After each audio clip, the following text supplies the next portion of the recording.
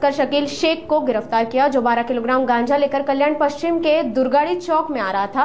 Police ने गांजे की कीमत 2,48,000 रुपए बताई है। शकील के खिलाफ अन्य अपराधों की भी जांच की जा रही है। पुलिस तस्करी नेटवर्क का खुलासा करने के लिए जांच में जुटी है और गांजा तस्करी के खिलाफ सख्त कार्रवाई कर रही है। काल धुळी आणि धुलीवंदनच्या अनुषंगाने आमचा कल्याणमध्ये सगळीकडे एकदम स्ट्रॉंग बंदोबस्त लावला होता।